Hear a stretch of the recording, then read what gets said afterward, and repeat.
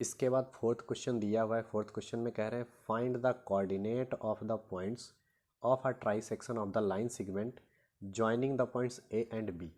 दो पॉइंट दिए हैं ए और बी, ये ज्वाइनिंग पॉइंट है और गिवन क्या है, कह रहे हैं एक लाइन सेगमेंट है, ठीक है। उस लाइन सेगमेंट के कितने सेक्शन कह रहे हैं, 3 सेक्शन कह रहे हैं। और जब 3 सेक्शन करेंगे तो वहाँ पर जो हमें पॉइंट्स है ना उसके कोऑर्डिनेट चाहिए। देखो कैसे इस क्वेश्चन को करेंगे। सबसे पहले तो जो क्वेश्चन में हमसे बोला जा रहा है, क्वेश्चन में कह रहे हैं एक लाइन जैसे है, तो जैसे इस लाइन को हम लोग ड्रॉ कर लेंगे, ठीक है। जैसे एक ये लाइन हमारी है, इसको हमने ड्रॉ कर लिया, तो इसके हमें क्या करना है, ट्राई सेक्शन करने हैं। इसके अगर ट्राई सेक्शन करें, देखो अब इस लाइन के क्या कह रहे हैं कि इस लाइन का जो ज्वाइनिंग पॉइंट है ना, इस लाइन का ज्वाइनिंग पॉइंट वो ए और बी है। मतलब यहाँ पर ए होगा और यहाँ पर क्या होगा, बी पॉइंट होगा, ठीक है। और ए के कोऑर्डिनेट ये दिए हुए हैं और बी के कोऑर्डिनेट यहाँ पर दिए हुए हैं। अब इसको क्या करना है, इसको ट्राई सेक्शन में बांट देना है। ट्राई सेक्शन का मतलब 3 भागों में कर देना है, ठीक है। 3 भागों में करना है, मतलब एक पार्ट जैसे मैंने यहाँ से कट कर दिया, एक पार्ट जैसे मैंने यहाँ से कट कर दिया, ठीक है। और तीनों जो पार्ट होंगे वो आपस में क्या होंगे, इक्वल पार्ट होंगे। तो देखो ये कितने पार्ट हो गए, 3 पार्ट हो गए। मतलब कहने का क्या है कि ये जो पार्ट इतना दिया है ये एक पार्ट हो गया, ये एक पार्ट हो गया। और इसी तरीके से यहाँ तक ये दूसरा पार्ट हो गया और यहाँ से यहाँ तक ये तीसरा पार्ट हो गया। ये तीनों जो कट हुए हैं ये तीनों इक्वल पार्ट के होंगे, ठीक है। इतना याद रखिएगा। अब ये जो कट पॉइंट यहाँ पर हमने लगाए हैं, तो इस वाले पॉइंट को हम क्या मान लेंगे कि ये पी पॉइंट होगा, ये क्यू पॉइंट होगा। तो हमें इस पी पॉइंट और क्यू पॉइंट की यही कोऑर्डिनेट चाहिए। ये पी और क्यू पॉइंट है, इनके कोऑर्डिनेट हमसे कहा गया है निकालने के लिए। तो जब कभी ट्राई सेक्शन का बच्चा क्वेश्चन आ जाए तो उसको करने का एक आसान तरीका है, जैसे ये हमने एक मेन जो हमारा फिगर था समझ लो, उसे हमने बना लिया। इस लाइन को अब हम दोबारा ड्रॉ करेंगे, क्योंकि हमें क्या करना है, हमें अलग अलग क्वेश्चन को सॉल्व करके दिखाना है। तो देखते हैं कैसे करेंगे। सबसे पहले इसी लाइन को फिर से हम ड्रॉ करेंगे। तो फिर से जब ड्रॉ करेंगे तो क्या मिलेगा देखते हैं। जैसे ये हमारी लाइन है, ठीक है। और इस लाइन को किस तरीके से सॉल्व करना होगा, तो क्वेश्चन में जो ये पहला पी पॉइंट है ना, पहले हम इसके कोऑर्डिनेट निकालेंगे। जब पी पॉइंट की बात करेंगे तो सिर्फ यहाँ पर ये जो ज्वाइनिंग पॉइंट है ए और बी लिखेंगे, और पी की बात कर रहे हैं तो सिर्फ पी पॉइंट को ही यहाँ पर रखेंगे, ठीक है। बाकी क्यू को अभी बिल्कुल भी टच नहीं करेंगे। जब हम पी कोऑर्डिनेट की बात करेंगे तो यहाँ से लेकर यहाँ तक ये कितना पार्ट है, 1 पार्ट है। और यहाँ से लेकर ये बी तक कितना पार्ट है, तो बच्चा यहाँ ये 2 पार्ट है। भाई यहाँ से लेकर यहाँ तक ये कितना पार्ट हो गया, 2 पार्ट है। तो इसका रेशियो क्या हो जाएगा, अगर इस लाइन का रेशियो, ये लाइन कितने रेशियो में डिवाइड है, तो हम क्या लिख सकते हैं। देखो यहाँ पर पहले तो गिवन वाली चीज़ें सारी लिख लो, ये बहुत ही ज़रूरी होता है, गिवन जरूर लिखा करिए आप लोग। तो ए दिया हुआ है -5,6 और बी दिया हुआ है 4,-3। इस लाइन को हमने डिवाइड किया, तो चाहे यहाँ पर फर्स्ट करके कर सकते हैं आप लोग। रेशियो क्या है, यहाँ पर रेशियो जो दिया हुआ है वो है हमारा 1:2।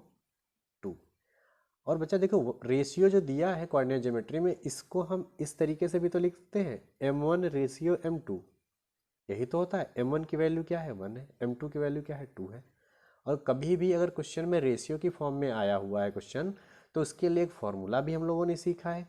वो फार्मूला क्या है, तो वो बच्चा फार्मूला क्या होता है, देखो हमें पी पॉइंट चाहिए ना, तो यहाँ अगर पी पॉइंट हमें निकालना है तो इसके लिए एक फार्मूला होता है, कौन सा, m1 सेक्शन फार्मूला जो बोला जाता है, m1x2 प्लस m2x1 अपॉन में m1 प्लस m2, कॉमा ये हो गया x का कोऑर्डिनेट। इसी तरीके से y के लिए भी, तो m1 y2 plus m2 y1 upon में m1 प्लस m2। एक सेकेंड, तो ये हमारा हो गया y वाला कोऑर्डिनेट। अब देखो m1 की वैल्यू और m2 की वैल्यू तो गिवन है, साथ में x2 और x1 की वैल्यू देखो यहाँ पर गिवन है। ये जो a और b कोऑर्डिनेट दिए हैं ना, यही तो है। ये x1 है, ये x2 है, ये y1 है, ये y2 है। तो सारी वैल्यू को हम यहाँ पुट करेंगे और पुट करके देखेंगे कि हमें क्या मिल रहा है। तो हम m1 की वैल्यू 1, m2 की वैल्यू 2 पुट करते हैं। सबसे पहले क्या करना है, p हमें निकालना है। तो p निकालने के लिए हम क्या कर रहे हैं, m1 x2, m1 हमारा क्या है 1 है, x2 क्या है, तो बच्चा x2 देखो क्या है, x2 है हमारा 4 और x1 है हमारा -5। इन दोनों वैल्यूज़ को पुट करेंगे तो m1 x2, x2 कितना था 4 था। उसके बाद क्या आता है, प्लस आता है यहाँ पर। m2 कितना है 2 है और x1 कितना है -5 है। अगर माइनस की वैल्यू है तो उसे ब्रैकेट में रखेंगे। नीचे m1 + m2 है फॉर्मूले में, तो क्या आ जाएगा 1 + 2, कॉमा अब y वाले कोऑर्डिनेट रखते हैं। तो m1 y2, y2 क्या है ये भी देखते हैं। देखो y2 है हमारा -3 और y1 है 6, ठीक है। y2 क्या है -3, यहाँ पर -3 प्लस m2 कितना है 2 और y1 कितना है 6 अपॉन में m1 + m2, ठीक है। और सॉल्व करते हैं, देखते हैं क्या मिलेगा। 4 1 जा 4 हो जाएगा, ये कितना हो जाएगा माइनस यहाँ पर 10 हो जाएगा, नीचे 3 कॉमा ये -3 और ये 6 2 जा 12 हो जाएगा, नीचे 3। p = यहाँ कितना मिलेगा -6/3, ये कितना हो जाएगा 9/3। 3 1 जा 3, 3 3 जा 9, 3 1 जा 3, 3 2 जा 6। तो जो p के कोऑर्डिनेट आए हैं वो क्या आ गए -2,3। तो इस तरीके से हम p के कोऑर्डिनेट फाइंड कर लेंगे, ठीक है। और सेम अब यही तरीका हम अप्लाई करेंगे q वाले कोऑर्डिनेट को फाइंड करने के लिए। q वाले के लिए भी हमें क्या करना होगा, एक लाइन ड्रॉ करनी होगी, जैसे कि हमने यहाँ ड्रॉ की थी। पहले p के लिए ड्रॉ की थी, अब q के लिए ड्रॉ करेंगे। जब q के लिए ड्रॉ करेंगे तो p वाले पॉइंट को टच नहीं करेंगे, सिर्फ q वाला पॉइंट लेंगे। देखते हैं कैसे करना होगा। तो सबसे पहले हम क्या करेंगे, एक लाइन ड्रॉ करेंगे। अब यहाँ पर जो ये पार्ट होगा, तो देखो इधर ये क्या होगा, इधर ये हमारा 1 पार्ट होगा, ठीक है। और इधर ये क्या हो जाएगा, इधर यहाँ से लेकर यहाँ तक ये हमारा 2 पार्ट होगा। अब रेशियो चेंज हो चुका है, तो देखो जो रेशियो आया सबसे पहले इसको यहाँ लिख लेंगे। वो फर्स्ट था, ये सेकंड है, ठीक है। तो यहाँ रेशियो क्या है, रेशियो = 2:1। और इसी को तो हमने बोला है कि ये है क्या, m1:m2, यही तो है। m1 की वैल्यू यहाँ 2 है, m2 की वैल्यू 1 है, ठीक है। तो q कोऑर्डिनेट हम लोग फाइंड करते हैं।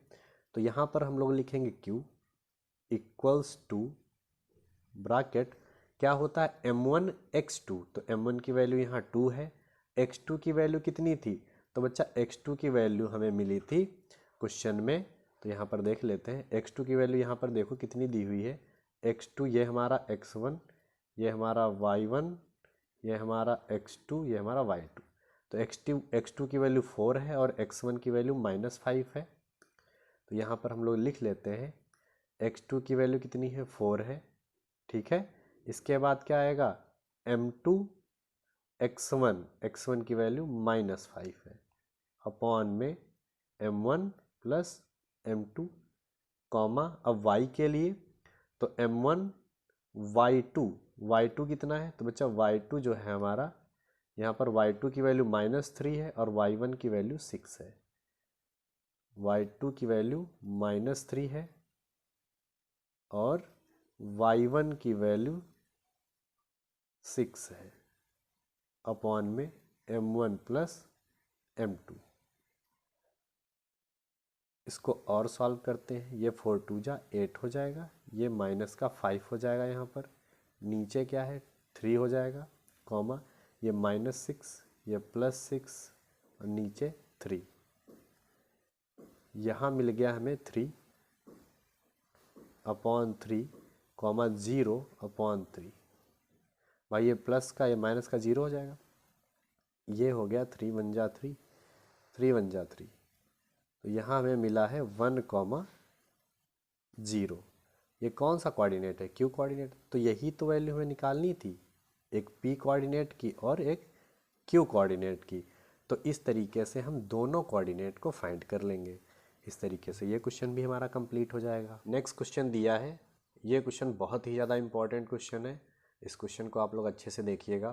क्वेश्चन में कह रहे हैं find the area of triangle form by the joining the mid points of the side triangle whose vertices are 2,2, 4,4, 2,6।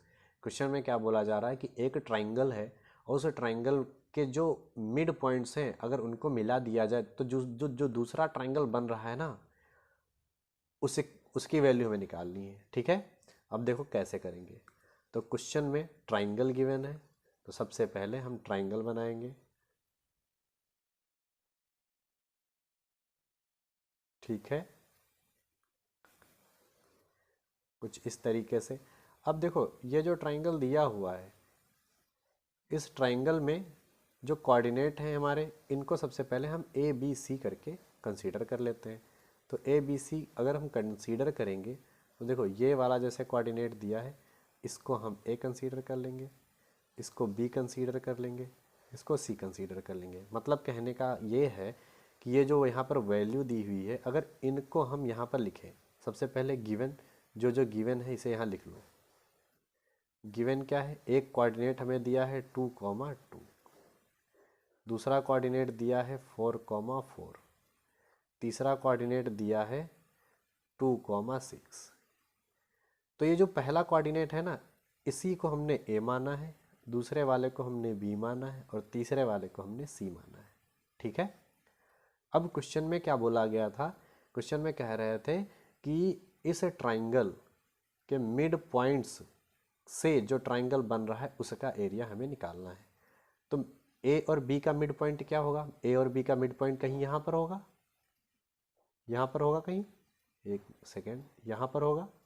और ए सी का अगर देखें तो यहाँ पर कहीं होगा, और बी सी का मिड पॉइंट यहाँ कहीं होगा। तो इन तीनों पॉइंट से जो ट्राइंगल बन रहा है, तीनों पॉइंट से कैसे ट्राइंगल बनेगा? देखो इसको हम क्या करेंगे, इससे मैच कर देंगे, इसको हम इससे मैच कर देंगे और इसको हम इससे मैच कर देंगे। तो जो ये ट्राइंगल हमें फॉर्म हो रहा है ना, इसी का हमें एरिया निकाल के दिखाना है। सबसे पहले ए के कोऑर्डिनेट क्या है? तो ए के कोऑर्डिनेट है 2,2, बी के कोऑर्डिनेट है हमारे 4,4, सी के कोऑर्डिनेट है हमारे 2,6। इनके मिड पॉइंट निकालते हैं। और अब जो ये मिड पॉइंट होंगे ना, इनको हम नाम दे देंगे, एक को पी दे देंगे, एक को क्यू दे देंगे और तीसरे को आर दे देंगे। तो हमें पी क्यू आर का क्या निकालना है? एरिया निकालना है। तो सबसे पहले हम लोग मिड पॉइंट फाइंड करेंगे। नाउ मिड पॉइंट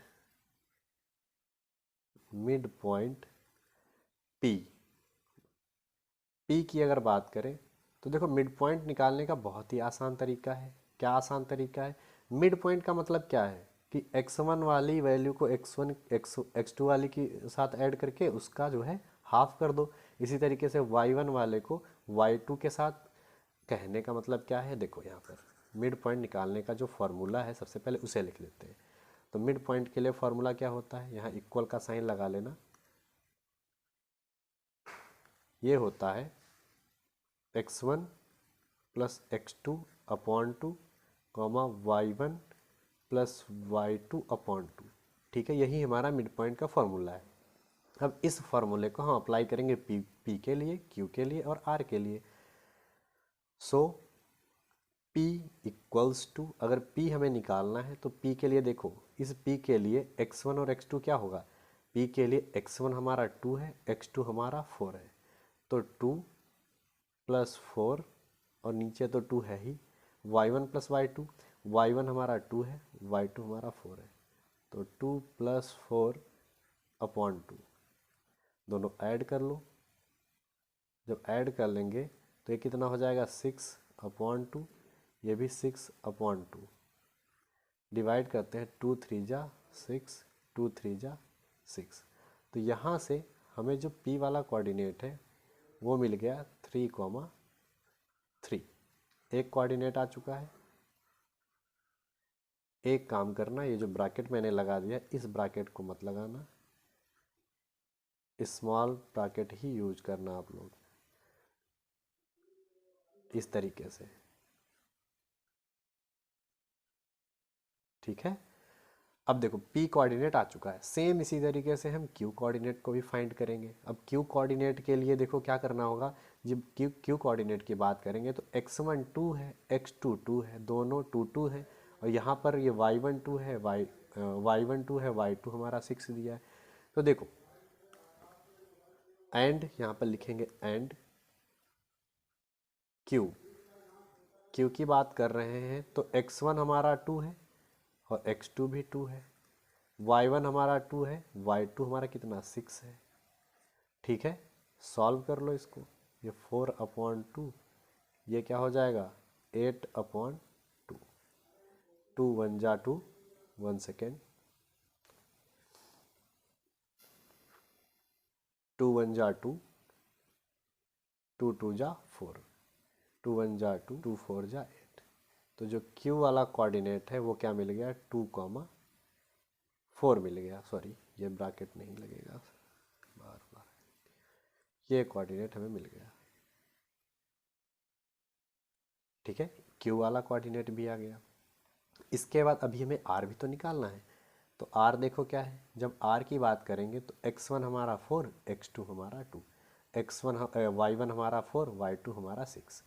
तो इसको भी देखते हैं, एंड R इक्वल्स टू क्या दिया हुआ है 4 + 2, 4 + 6, 4 + 2/2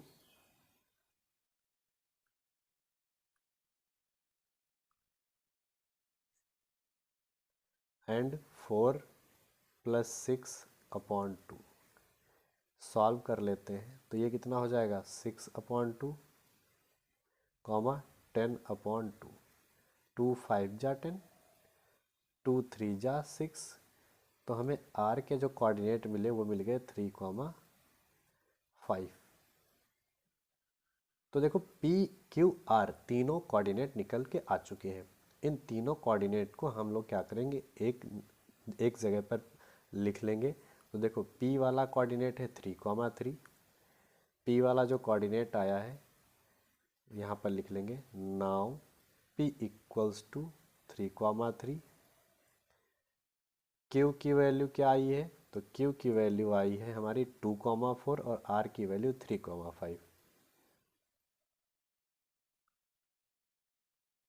2,4 और R की वैल्यू 3,5, तीनों कोऑर्डिनेट आ चुके हैं। और जब तीन कोऑर्डिनेट हमें मिल रहे हैं तो ट्राइंगल का एरिया निकालने का हमें जो है एक फॉर्मूला पता है।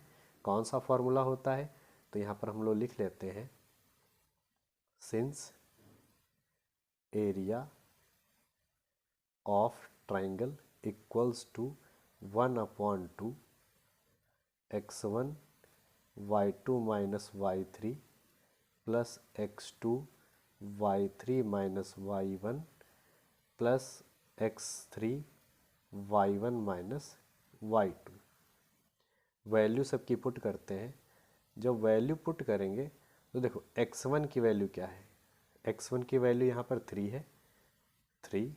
y2 की वैल्यू क्या है, एक काम करते हैं सबकी वैल्यू यहाँ पर पुट कर लेते हैं। ये हमारी x1, ये हमारा x2, ये हमारा x3, ये y1, ये y2, ये y3।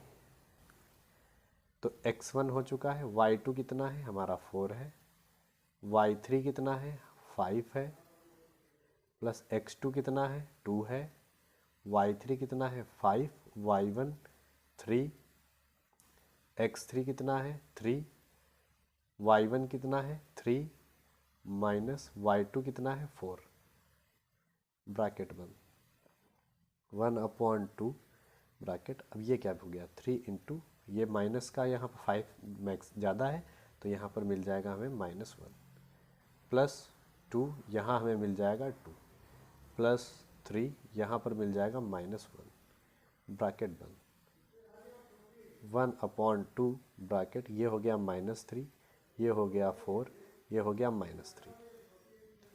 तो 1/2 ये कितना हो गया, ये 3 कितना 6 हो गया, और 6 से 4 सब्ट्रैक्ट हो जाएगा तो बचेगा 2, वो भी माइनस का। ठीक है, तो 2 से 2 कैंसिल हो जाएगा तो हमें मिलेगा -1। ठीक है, अगर एरिया है तो एरिया कभी निगेटिव नहीं होता, तो इसे हम प्लस में ही कंसीडर करके चलेंगे, ये हमें मिलेगा। और यहाँ पर क्या आ जाएगा, यूनिट का स्क्वायर। तो इस तरीके से हम PQR का जो है एरिया फाइंड कर लेंगे, जो कि कितना आया है 1 यूनिट का स्क्वायर। नेक्स्ट क्वेश्चन दिया हुआ है, नेक्स्ट क्वेश्चन में कह रहे हैं, कह रहे for what value of x are the points A B and C are collinear. कह रहे x की किस वैल्यू के लिए ये जो तीनों पॉइंट्स हैं ये क्या होंगे, कोलिनियर होंगे। तो बच्चा कोलिनियर के लिए एक कंडीशन मैंने इसके पहले भी बता के रखी है कि जब कभी 3 पॉइंट्स दिए हो साथ में कोलिनियर बोला गया हो तो आप ट्राइंगल का एरिया क्या करोगे, 0 के इक्वल रखोगे। और इसमें तो कह रहे हैं कि जो पॉइंट्स हैं वो कोलिनियर हैं, हमें ना प्रूव करके नहीं दिखाना है कि कोलिनियर होंगे, कोलिनियर ऑलरेडी बोला गया कि वो हैं। इसका मतलब जो एरिया ऑफ ट्राइंगल होगा वो क्या होगा, 0 होगा। ठीक है, तो यही चीज़ हम यहाँ पर अप्लाई करेंगे। सबसे पहले जो चीज़ गिवन है उसे नीचे लिखते हैं। क्या गिवन है, तो ए दिया हुआ है -3, 12, बी दिया हुआ है 7, 6, और सी दिया हुआ है x, 9। ठीक है, तो फॉर कोलिनियर जो कंडीशन होती है उसे हम यहाँ पर लिखेंगे, फॉर कोलिनियर एरिया